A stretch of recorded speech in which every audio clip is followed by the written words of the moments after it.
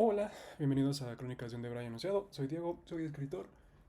Y el stream pasado hablamos de qué es Dungeons and Dragons y dimos una como un momento como muy superficial, muy plano de cómo se juega. Que llegamos, obviamente dijimos que es un juego cooperativo, que es muy es mucho de improvisación, es un ejercicio narrativo, a ver tipos de jugadores, ciertos tipos de DM, qué es el DM, qué es el jugador, cómo crear un personaje de manera muy básica y qué es un sistema de 20.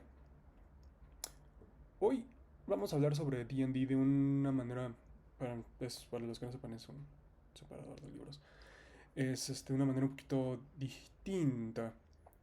Hoy de lo que vamos a hablar, no sé por qué hacer como facímil de argentino, es el por qué. ¿Por qué jugamos D&D? ¿Por qué contamos historias en D&D? Precisamente porque hubo un resurgimiento muy cabrón con los juegos de rol en mi generación, en los millennials. Sí, Dungeons and Dragons lleva 50 años en el mercado. Bueno, el siguiente año cumple 50 en el mercado. Pero siempre estuvo como que este estigma asociado a él, que es un estigma que ha tenido pues toda propiedad intelectual que se vuelve, que llega a ser popular en el periodo que no es popular. Y es de que se asociaba a Calabozos y Dragones en Dungeons and Dragons con perdedores, con nerds, no como con los que el medio de media, vamos a decir los Hollywood, nos vendían que eran los chingones, los que se divertían, los que en serio se la pasaban bien. Pues no, siempre era este algo para perdedores. O en el caso más caritativo, era como que, siempre los que lo juegan y se meten es como, lo están llevando a un extremo, siempre hay que recordar que es ficticio. O sea, nunca fue puesto como algo 100% positivo por muchos años. Yo le echo la culpa al pánico satánico que hubo en Estados Unidos, porque claramente fue en Estados Unidos, sobre de que, es que estas cosas hacen que glorifiques y que le reces al diablo y bla, bla, bla, bla, bla. Cuando es el mismo partido político que no cancela las armas después de que matan a niños de 9 años en Sandy Hook. Anyway, este, se demonizó a Calabozos y Dragones. Se demonizó, se volvió algo, se pintó como algo negativo por muchos años en el medio de que, sí, está bien imaginar, pero no por Dungeons and Dragons, sino sal a jugar, sal, explora el mundo. Es como, eso era lo correcto. Tus aventuras te esperan afuera, no en un tablero. Y hoy en día, con Critical Role, con The Adventure Zone, Acquisitions Incorporated, The Ties That Bind, todos esos shows, pues se han mostrado que no, o sea, ya está en una popularidad muy grande, ya Dungeons and Dragons se ha vuelto algo más cool. Nunca se va a volver cool mientras la generación que lo demonizó siga viva, pero ya es algo más tolerable, como más socialmente tolerable, como los cómics, como los videojuegos, como los superhéroes, como esas cosas que antes eran muy infantiles, como hoy en día ya son una industria que generan millones de dólares, pues ya es socialmente aceptado, porque, claro, solo es una industria, bla, bla, bla, bla, bla. Por favor, ignoren cómo tratábamos esto anteriormente. Y entonces se me decide, es que a veces la pinche luz me traiciona. ¿Por qué es la pregunta, ¿qué cambió? ¿Por qué ahora sí nos gusta jugar eso? ¿Por qué nos gusta? O más bien, ¿por qué siempre nos ha gustado, pero ahora ya es visto como algo bueno y no como algo demoníaco? Pues el por qué ha gustado Dungeons and Dragons desde un inicio es sencillo. Le rasca a la parte creativa de tu cerebro, de tu antiguo cerebro reptiliano, y cumple dos necesidades. Cumple una necesidad importante del ser humano y una necesidad no tan importante, pero al mismo tiempo crucial para nosotros, que es generar, contar historias y estar en un grupo. A final de cuentas, el humano es un animal social, nos gusta ser parte de una sociedad. Y eso se logra teniendo cosas en común. ¿Y cómo son las cosas en común? Pues contamos historias de cómo, no sé, antes de cómo cazamos a tal mamut y ahora las historias son más como, pues, cómo nos explotan en el trabajo o maldito gobierno, cómo se roba mi lana o cosas así. Uf, se tronó la rodilla. Entonces, Dungeons and Dragons cumple esto porque genera esas historias en común porque somos partícipes de una sola historia, una mesa es partícipe de una sola historia que va evolucionando con los miembros que están ahí, con, con los que a veces están, con los que a veces no están, cuando el resultado de los dados o el resultado de de decisiones, se genera esta sociedad de estos in-jokes, estas bromas entre sí que, por ejemplo, si sales afuera y le cuentas a alguien sobre tu campaña, sobre el momento más cagado que tuviste en tu campaña de Dungeons and Dragons, no te van a entender, te van a mirar raro y es muy probable pues, que te sientas mal. Y eso es porque el contexto que se crea en una campaña de Dungeons and Dragons es un contexto que solo funciona para los que o saben el idioma de Dungeons and Dragons, o sea, cuando les dices, no, pues fallé mi saving throw de dexteridad y me tropecé sobre una cubeta, van a entender perfectamente lo que dijiste cuando los otros van a entender, mi monito se tropezó sobre una cubeta, pero no entiendo por qué es tan cagado. Se, se crea un lenguaje que solo los que are in the in o están dentro del grupo, por así decirlo, o de la clase, pueden saber. O sea, si yo me quejo de que mi Warlock su patrón está haciendo X cosa, pues los que lo saben es como, sí, también me ha pasado por ahí y se empiezan a trasladar anécdotas. Así que, ¿por qué jugamos Dungeons and Dragons? Es una respuesta que inicia muy sencilla. Lo jugamos porque nos hace ser parte de una comunidad, nos hace ser parte de algo con lo que podemos hablar el mismo idioma, el mismo lenguaje. Y pues eso es importante para un ser humano porque como somos seres sociales nos gusta pertenecer, nos gusta que nos digan, sí, él es parte de mi equipo, o sí, él es parte de X o de Y, de lo que yo también soy parte. Pero también nos juntamos porque, pues nos gusta, como dije, nos gusta contar historias, al ser humano le gusta activar esa parte del cerebro en la imaginación de qué aventuras, qué horror, qué romance, cosas que generan usualmente la literatura, los libros, el cine. Dungeons and Dragons da este saborcito a las historias que cuentan de que no es algo prehecho. Aún por más prehecho que esté el módulo, a final de cuentas todos los involucrados tienen injerencia en lo que se cuenta. No solo es yo escritor te cuento todo lo que pasa y tú ya pues interpretas o reaccionas, o yo director de cine te presento todo esto visualmente y tú nada más lo consumes y lo interpretas.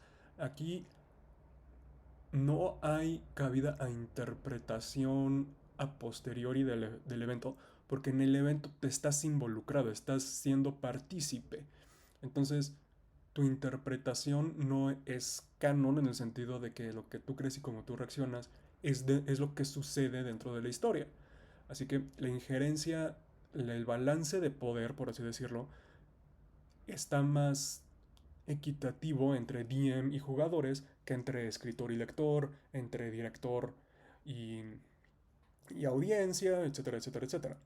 Esto tiene obviamente la ventaja de que pues se genera esta sensación de comunidad, de que si tienes una buena campaña de Dungeons and Dragons, los que están involucrados van a estar súper emocionalmente apegados a esta, porque pues al final, como es una improvisación y la improvisación es un trabajo actoral y la actuación conlleva emoción, pues se generan estos lazos. Es imposible que alguien pueda retratar a tu personaje de Dungeons and Dragons porque se crea esta irrealidad de Dungeons and Dragons. ¿A qué voy con irrealidad? Comparemos un poco la irrealidad de Dungeons and Dragons con la irrealidad de la lucha libre. En la lucha libre, este, existen los buenos y los malos, los rudos y los técnicos, heels, faces and heels. Y sabemos que están interpretando un personaje, sabemos que no son esa persona, pero al mismo tiempo como los vemos interactuar, como los vemos haciendo el performance, son reales, o sea, son personas que están sufriendo accidentes, que están sufriendo golpes. Así que sí es este trabajo actoral, este trabajo de improvisación, pero hay... Espérenme, vi un mosco, lo voy a matar rápidamente.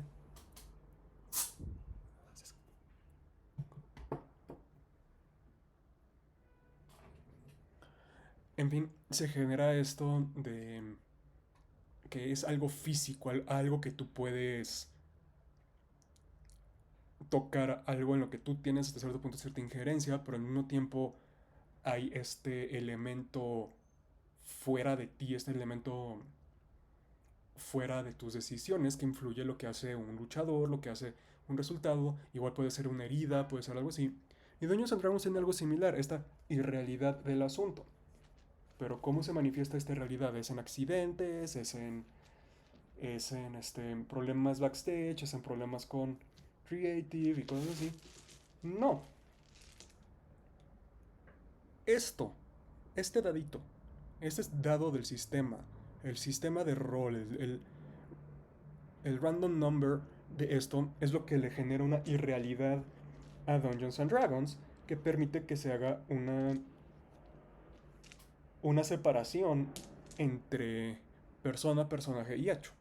¿Por qué lo comparé mucho con la lucha libre? Justamente por esto de que en una mesa tú sabes que a quien estás con, si eres un jugador con el que estás interactuando, tú sabes que no es el personaje, que no es la personalidad que te están mostrando, pero al mismo tiempo está ahí, es física, tú puedes interactuar con esta persona y puede ser canon o no puede ser canon, hay un blur de líneas entre tu personaje y tú, porque entre más distinto a ti sea tu personaje, como tú lo estás haciendo, como tú estás actuando, le estás poniendo cierta parte de ti, cierta parte de tu, para ser un poco filosófico, de tu neuma a esa cosa, a veces hasta de tu cuerpo, de tu propia mente, y ese personaje es parte de ti, es irreal, pero no es ficticio.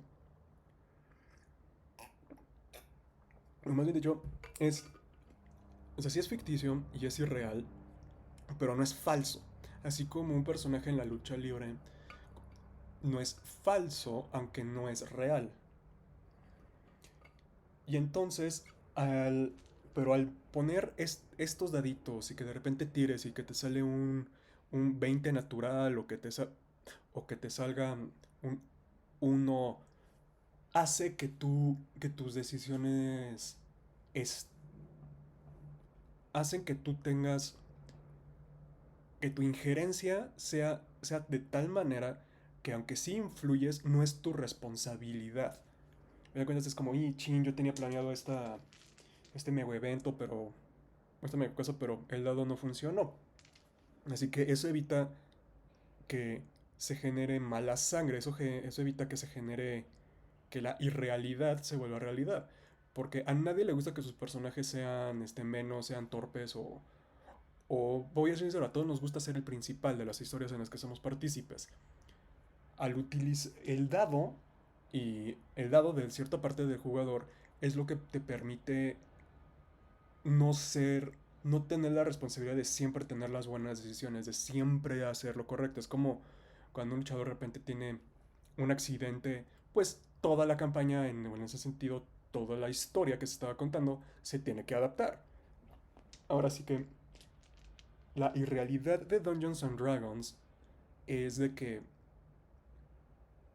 nos permite generar nuestro propio idioma con otras personas, pero al mismo tiempo nos permite, y sí, nos permite contar una historia de manera comunal, pero al mismo tiempo también nos permite a nosotros llevarnos por factores externos juntos.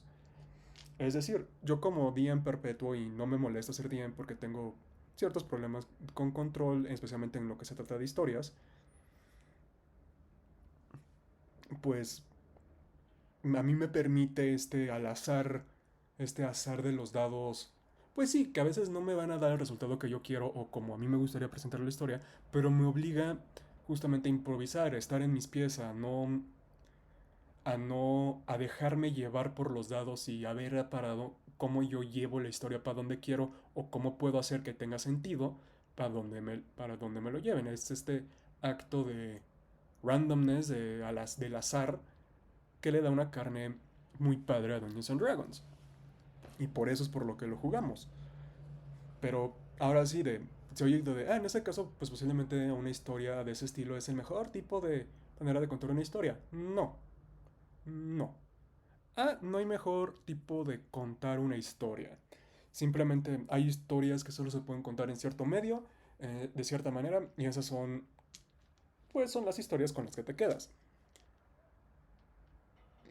Eh, Gravity Rainbow solo se puede contar en un libro. House of Leaves solo se puede contar en un libro. Mad Max solo se puede contar en una película. eh, Spider-Man solo se puede contar de manera de bien, solo se puede contar de manera de cómic, o más bien la saga del Fénix solo se puede contar como cómic, así como una campaña de Dungeons and Dragons solo se puede contar como una campaña de Dungeons and Dragons, porque aún la película de Honor Among Thieves, por más fiel que sea a una campaña o hasta cierto punto un one shot, y los que jugamos podemos decir, aquí falló el saving de throw, aquí falló el check de tal, aquí ta ta ta ta ta. Al final de cuentas, no te lo ponen. O sea, no es lo mismo. ¿Por qué? Porque hay un solo narrador, no es un evento colaborativo. Es una persona contando una historia. Es, es la diferencia. Así que en comunal sí es padre, es muy difícil encontrar un tipo de historias o de narrativa que puedan ser más interesantes que una de Dungeons and Dragons. Si quieres contar una historia en conjunto, como equipo, en donde todos tengan su voz y voto, pues Dungeons and Dragons es posiblemente la mejor manera en la que lo puedes hacer. O más bien dicho, los juegos de rol, porque también está... Un segundo. Un segundito.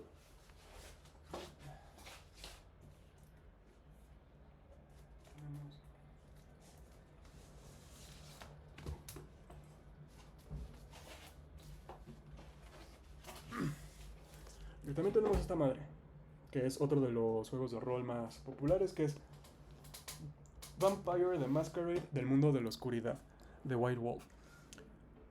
El sistema de 20 de Dungeons and Dragons es el punto medio, es el que te permite tener eventos sociales, por así decirlo, y eventos de combate.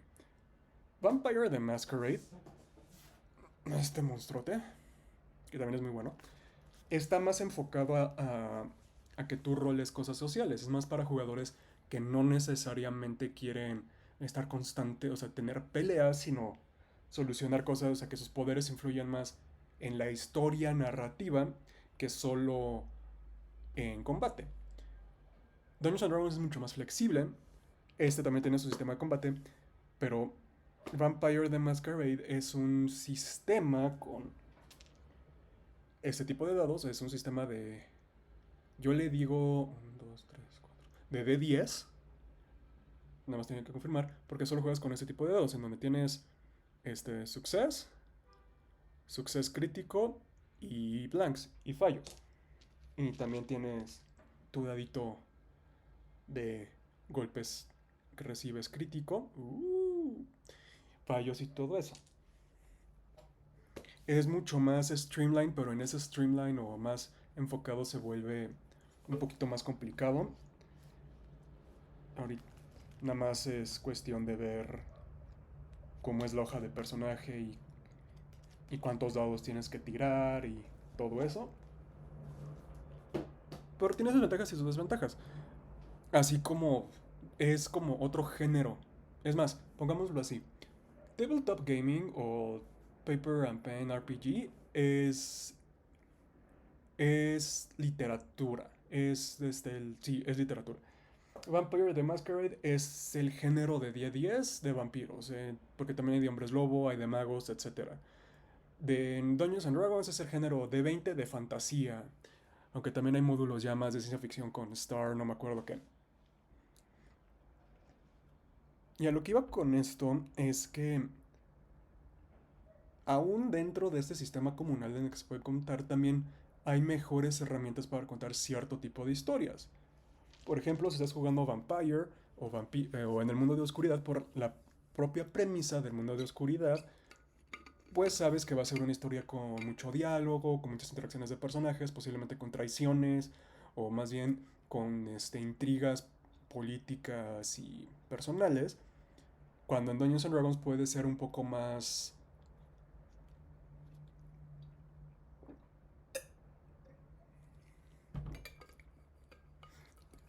arquetípico de, pues yo soy un paladín de la justicia y puedes no moverte mucho aunque le des mucha personalidad a tu personaje, porque pues tú le estás dando personalidad porque tú tienes una personalidad. Pero sabes que al jugar Dungeons and Dragons es posible que vayas a tener que enfrentarte a monstruos o que no es tan necesario ser esta figura tan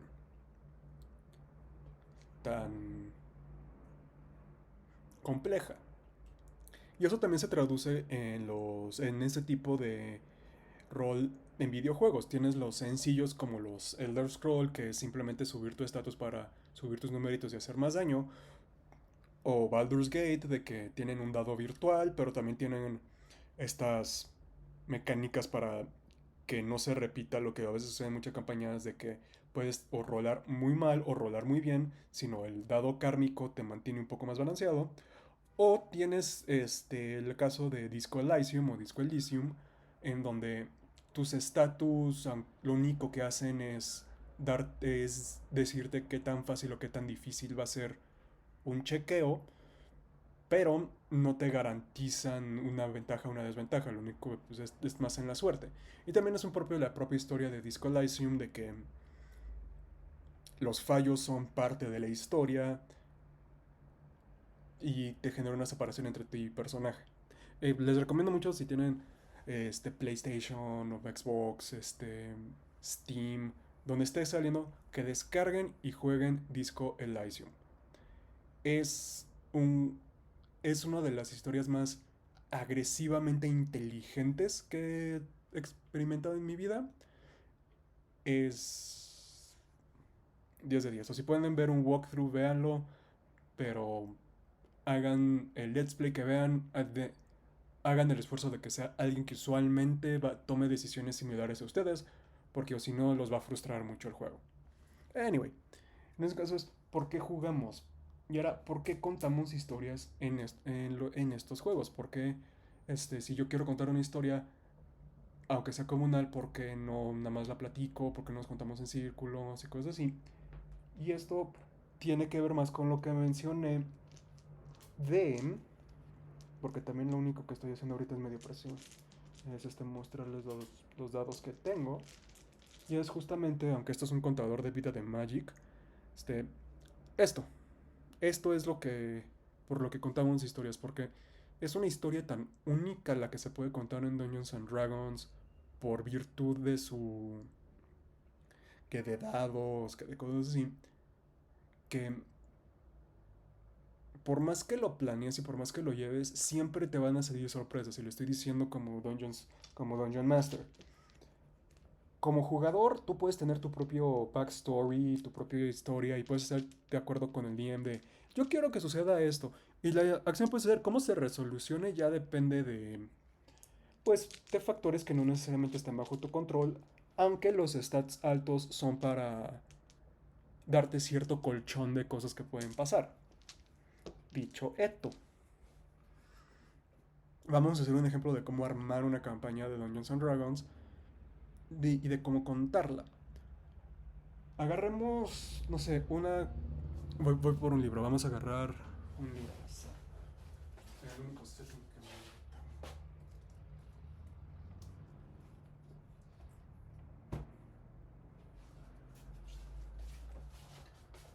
Vamos a escribir una campaña ficticia en Ravnica.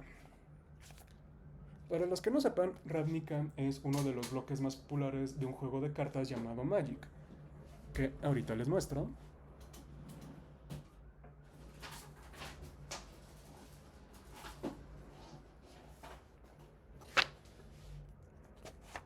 también juego Magic.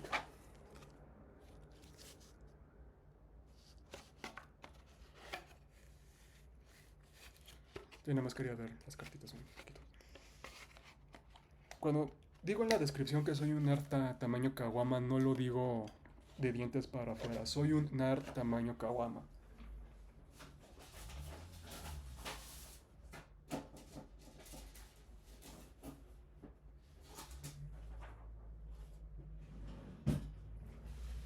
Aún para los nerds de hoy en día me verán y ay, güey, qué nerd.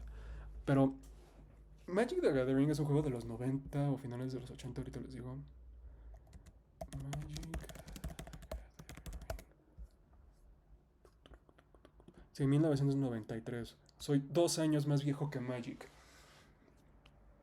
Magic es un juego de cartas de coleccionable o se le conoce como Tabletop Collectible Card Game o TCG, en donde tú juegas como algo llamado un Planeswalker, que tú utilizas cartas de tierra, o más bien dicho, el maná de la tierra, que vienen dentro de 5 colores, para lanzar hechizos, invocar criaturas, invocar a otros Planeswalker para derrotar a tu enemigo y hacer que su vida baje de 20 a 0. Es lo más básico que les puedo contar de Magic.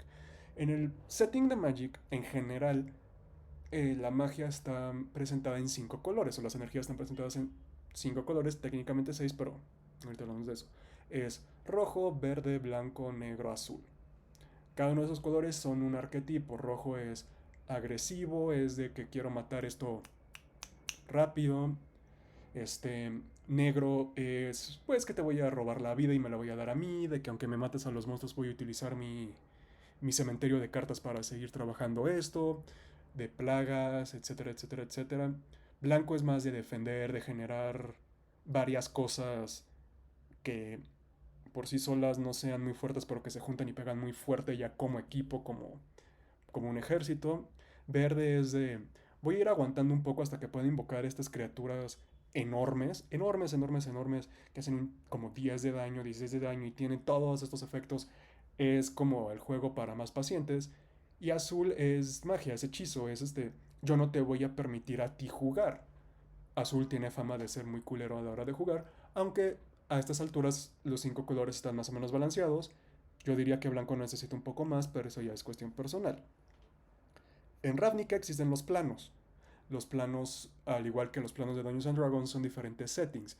Tienes, en Dungeons and Dragons tienes, por así, y me voy al que es popular ahorita, Baldur's Gate, tienes Faerun, que es el corpóreo, donde están todos, está Avernus, que es el infierno, está The Underdark, que más que un plane es una parte del mundo, está el plano celestial, el plano material, el plano elemental, etc. En Magic los planos nacen a partir de bloques. Estos bloques son cuando en el juego de cartas quieren sacar nuevas cartas, nuevos sistemas, nuevas mecánicas. Y antes que soy del sexto color es colorless o gris, que es un color que no existe dentro del esquema y que es tan incomprensible o hasta cierto punto tan distinto que no tiene un color asignado a él. Usualmente está asociado con cosas artificiales, hasta cierto punto, o más bien con cosas Eldrazi, que son horrores espaciales, monstruos, devoramundos. Aunque no necesariamente. Dentro del lore, a veces una cosa sin mana simple que existe simplemente es algo que no tiene pues, un alma, una chispa que se pueda aprender. Y hoy no hablamos de que es un Planeswalker, no es importante. En Ravnica es uno de los bloques más famosos, es junto con Dominaria, el setting principal este, de Magic, que es posiblemente el setting que más lana le deja a Magic, sino el que más lana le deja. Los tres más populares son Innistrad, que es un mundo gótico, Dominaria, que es un mundo muy basado en Dungeons and Dragons. Tan es así que hubo un crossover con Dungeons and Dragons, un bloque de Dungeons and Dragons, y fue como Peanut Butter and Jelly, fue una unión maravillosamente lógica, igual con la nueva este, del Señor de los Anillos, y han tenido hasta de Transformers, Magic ha estado en todas partes. Y estos bloques, el de Ravnica es un es un setting con cofradías, es un setting en que sucede en el plano de Ravnica, o en la planeta, por así decirlo, de Ravnica, que es un planeta donde hay ahora sí que las cofradías son las que gobiernan el planeta. Y son las cofradías están hechas con combinaciones de colores. En ese caso tienes Iset, que es rojo-azul, que es creatividad y lógica, así que son los inventores.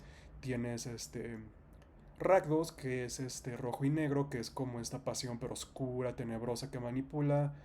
Tienes Boros, que es rojo y blanco, que son los paladines de la justicia y los que pelean por los otros, aunque como en todo el mundo hay corrupción. Tienes Grul, que es rojo-verde, que son los salvajes que quieren destruir la civilización. Tienes Selesnya, que es verde-blanco, que eso es la naturaleza lo más hippie que se puedes imaginar. Tienes Simic, que es verde azul, que es la manipulación de la naturaleza, crear fenómenos. Tienes Golgari, verde negro, que son los que se deshacen de la basura y de los cadáveres de la sociedad. Y luego tienes Boros, que es. No, Boros, Orsov, que es blanco y negro, que son los blancos, que son los. Los banqueros. Los banqueros. El orden y la corrupción. Obviamente son los banqueros. Y está Sorius, que es azul y blanco, que son las leyes, los que generan las leyes. En el plano de Ravnica, estas cofradías. Voy a checar si no se me olvidó alguna. Porque. Ah, sí, Dimir. Se me estaba olvidando Dimir. Dimir son los asesinos. Bueno, los ladrones y asesinos. Es azul negro. Sí, aquí están. Azorius, Boros, Dimir, Golgari, Grul, Iset, Orsov, Rakdos, Selesnya y Simic. Me fue mejor que en las clases, solo se me olvidó una. Entonces, ¿cómo vamos a generar una campaña en Ravnica? ¿Cómo vamos a generar una historia? ¿Cómo se genera una narrativa en Ravnica en D&D? Pues una solución fácil es conflicto entre cofradías, de que los Orsov están empezando a exhortar más dinero y eso los va a llevar directamente contra los Dimir, pero ¿y si se genera esta guerra entre Orsov y Dimir? O entre Orsov y Boros, que son los buenos, cómo se va a fracturar Boros, cómo se van a juntar las diferentes cofradías, cómo los Guildmasters van a estar involucrados, todo eso. Porque considero que en Ravnica, en el setting o el de manera diegética funciona a base de las cofradías. Cada cofradía tiene su lugar. Así que si dos se van a ir a una guerra, pues cómo eso afectaría. Y eso es del lado del DM. Eso es cómo este conflicto podría afectar todo Ravnica. Y en ese caso, ¿cómo creas un personaje para una campaña en Ravnica?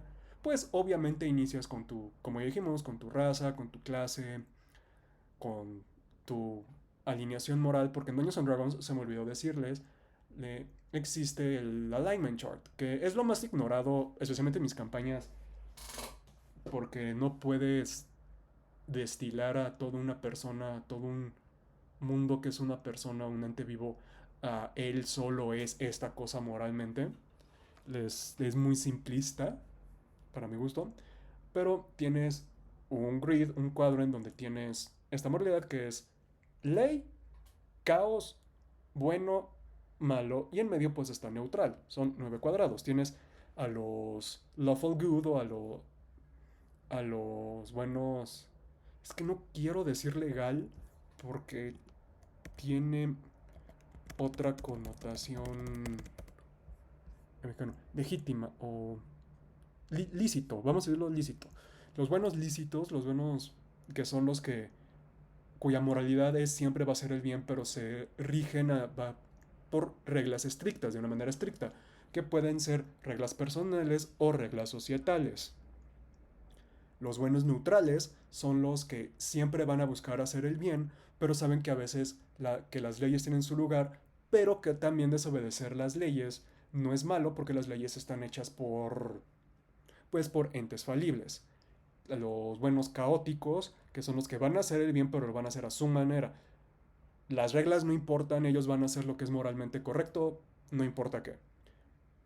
Tenemos la inversa con los greedy y con los malos. Están los malos que siguen un código, que van a hacer el mal, pero siguen un código de conducta muy personal. Haz de cuenta, vamos a dar ejemplos. Lawful Good es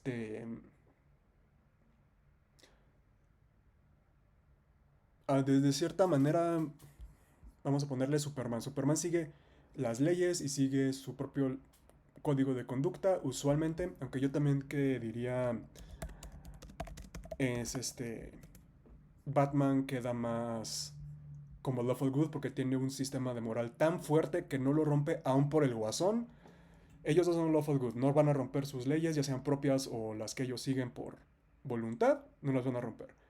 Neutral Good es más un personaje, es el que tú juegas en un videojuego. Es un personaje como el Valspawn de Baldur's Gate 1 o 2, como Tav o Dirge de Baldur's Gate 3. Es posiblemente el que más vas a jugar si juegas uno bueno, porque aunque si te conviene seguir las leyes, las vas a seguir.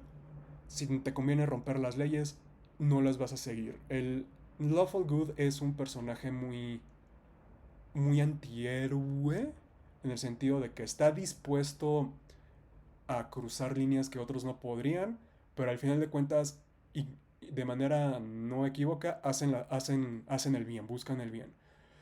Chaotic Good es Robin Hood, es más, Neutral Good es el Doctor, de Doctor Who. Ese es un gran ejemplo de Neutral Good. Son usualmente personajes muy complejos dentro de esa moralidad. Chaotic Good es, pues, Jason Todd, Red Hood, Spider-Man, aunque también es Lawful Good, más bien, Robin Hood, estos que hacen el bien a pesar de las leyes, a pesar de las reglas, que lo único que les importan es hacer lo correcto, no importa cómo lo hacen, no importa si ellos son vistos como villanos, ellos van a hacer el bien, eso es caótico bueno. Un Lawful Evil, un personaje Lawful Evil, por ejemplo, es Darth Vader, porque sigue las leyes del emperador, todo eso. Un Neutral Evil es más bien como igual es The Master de Doctor Who, porque aunque lo único que crea es maldad, no lo hace por deseo de maldad, sino porque es en su naturaleza ir en contra del Doctor. Entonces es malo moralmente, pero es alguien que puede crear leyes, es alguien que puede romper leyes, todo eso. Y caótico malvado es el Guasón. Es es tristemente de los alignment más aburridos que puedes tener. Los neutrales son difíciles de describir porque, pues, es neutral. Lawful Neutral es destino de los Endless porque sigue las reglas, porque las reglas son las que se tienen que seguir, ya sean para bien o para mal.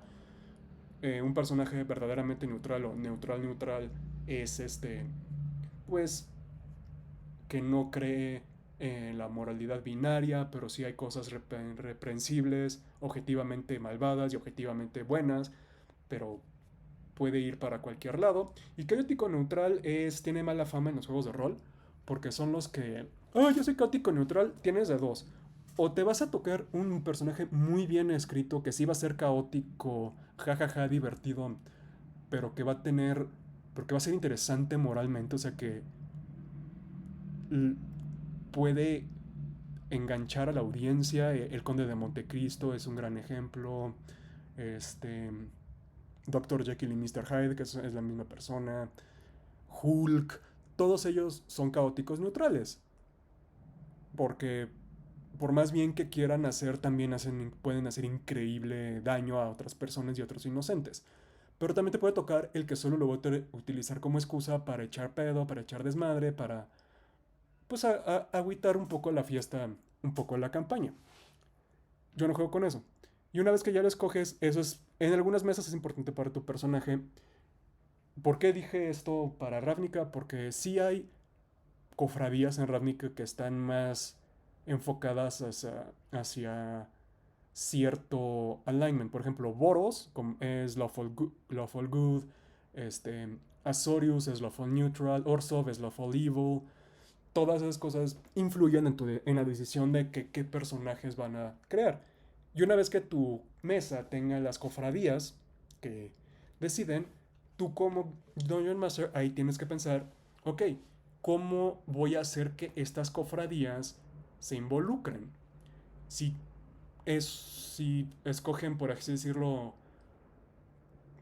este, un personaje de cofradías que son antagónicas, que andan peleando entre sí, este, puedes poner que están trabajando, o sea, la gran pregunta es por qué los vas a poner a trabajar juntos, especialmente si hemos decidido que va a ser un conflicto entre cofradías.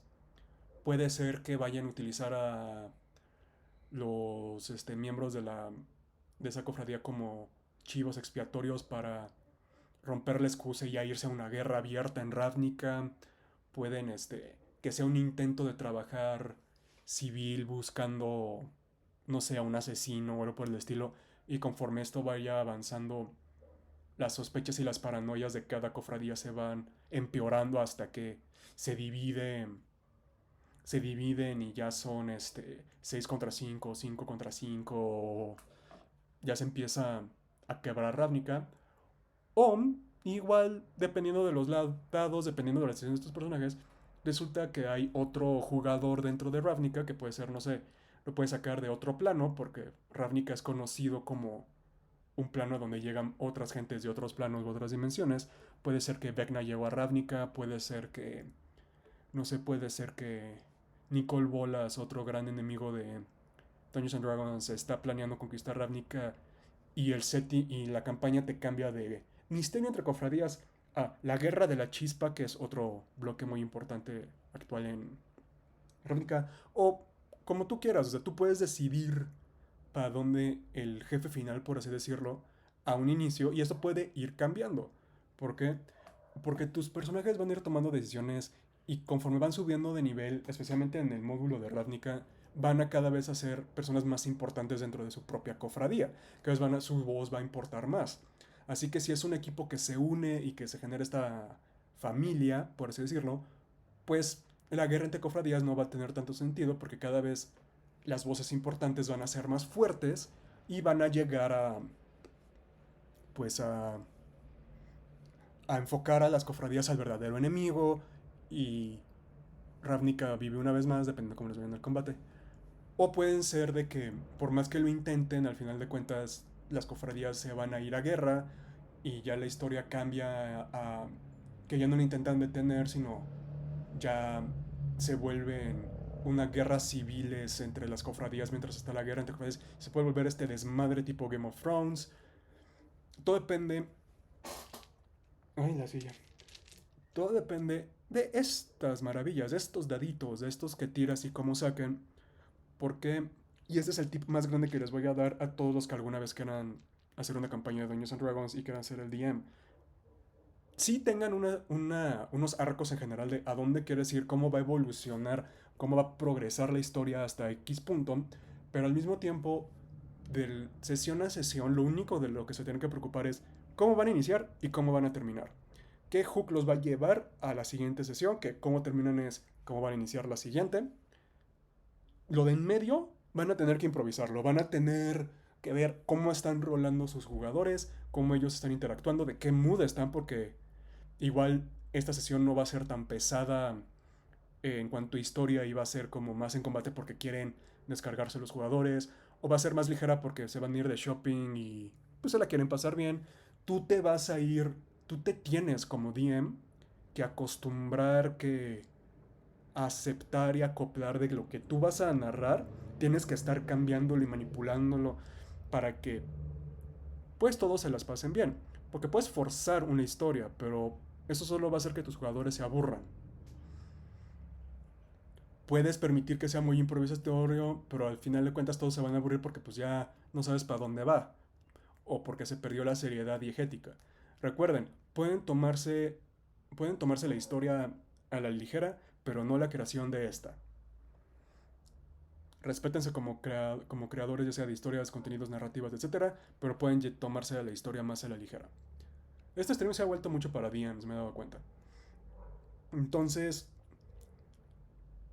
como lo dije al inicio, como es un ejercicio comunal de contar una historia a todos, tú como el DM no es que tu voz valga más, es que tú eres el conductor del coro, eres me dijeron terminando esto, en la vida real me dijeron que te puede generar cualidades de liderazgo ser el DM, y sí, lo puedo ver.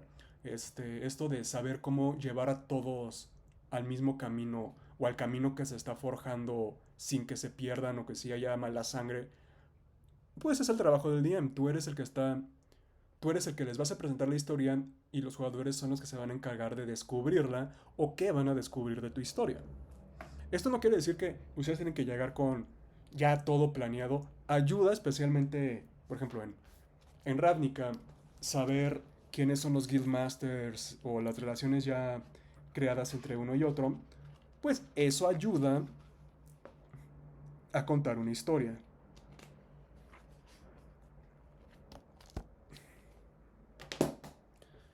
En Vampire the Masquerade sirve saber, sí, cuáles son, los clanes, cuáles son los príncipes de cada clan, este, o más de las figuras importantes de cada clan, cuáles son los antediluvianos, cuáles son la primera generación, la tercera, saber por qué no hay una tercera o una segunda generación, por qué los de la primera generación, los hijos de Caín, están, están prohibidos de ser despertados, por qué, dónde está Caín, todo eso, porque en el mundo de Vampire Caín fue el primer vampiro, todo eso sirve, pero al final de cuentas puede que tus jugadores ni se acerquen a eso.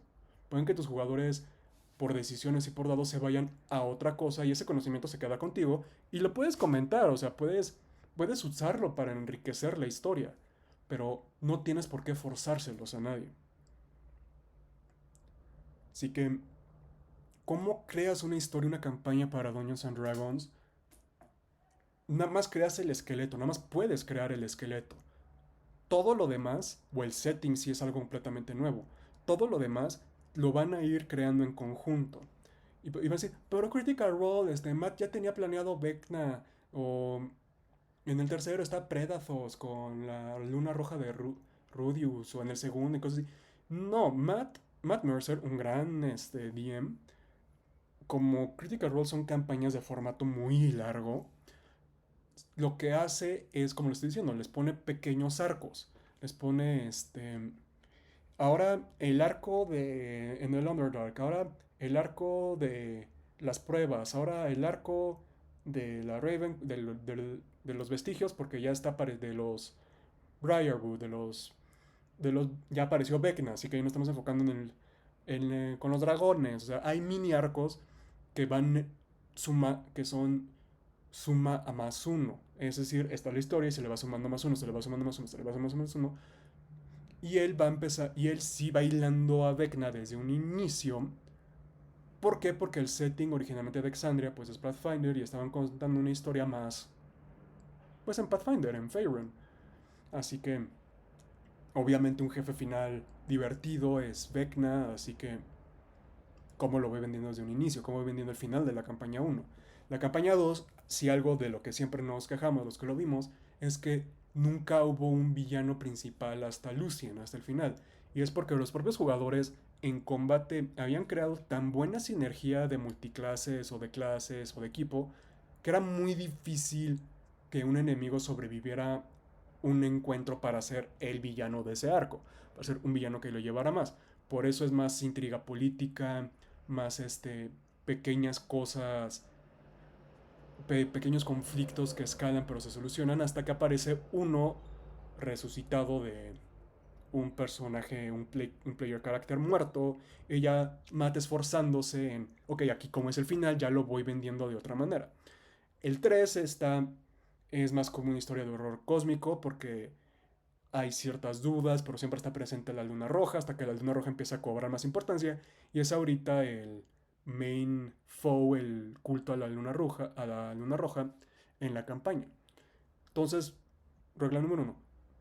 ¿Por qué y cómo contamos historias? ¿Por qué? Porque nos gusta contar historias, porque nos gusta este, jugar con dados y no ser responsables de nuestras propias, de las acciones de nuestros personajes, porque, oh, chin, al fin de cuentas el dado te quita o te pone mucho. Nos gusta este ejercicio de improvisación porque nos genera esta camaradería entre otros, nos permite un lenguaje propio, hacer bromas, hacer chistes locales, todo eso. ¿Y por qué? ¿Y cómo se cuenta o cómo se juega? Pues ya vimos cómo se juega el stream pasado. Ahora, como lo contamos poco a poco, poniendo un arco pequeño, otro arco pequeño, que es la suma que le da ta ta ta ta ta ta. Como se cuenta una historia, todo lo que viene después tiene que estar informado de lo que vino antes, o todo lo que vino antes va a afectar lo que viene después. Es regla uno de la narrativa. A tiene que influir a B para que B influya a C, para que C influya a D, D, ta, ta, ta, hasta que A te lleva a Z. Ya sea, si lo estás escribiendo, la responsabilidad está solamente en ti. Si lo estás dirigiendo, es tu visión. Si estás en Dungeons and Dragons, es un esfuerzo colaborativo, pero el DM es el que se tiene que esforzar en que todo esté en la misma página y que todas las voces sean iguales o sean igual de importantes, darle el peso que cada personaje pueda tener, o hasta cierto punto el peso que cada jugador quiera que su personaje tenga. Si quiere que haya muchos personajes principales, pues puedes utilizar el backstory para hacerlo una campaña, para hacer un módulo o una aventura va a ser sobre este backstory que se va a luego conectar con el de este backstory, con el ta ta ta ta ta, para que al final ya todos hayan tenido su momento de protagonismo, ya sea el equipo contra el jefe final. Como siempre, yo fui Diego. El stream pasado fui Diego, esto fueron Crónicas de un Debray anunciado. El siguiente stream posiblemente empiece a hablar de arquetipos de personajes narrativos utilizando las clases de Dungeons and Dragons, de ver cómo se espera que se crean y cómo lo puedes subvertir para hacer algo interesante, qué cada subclase te dice de cada raza o de cada clase, o también de cada raza, porque se juega mucho con eso. Y vamos a ver, ahora sí que no sé cuántas clases, no sé cuántas razas, es la idea, ya veremos si el martes llegamos a eso. De nuevo, soy Diego, soy escritor y esto fueron Crónicas de un Debra Enunciado.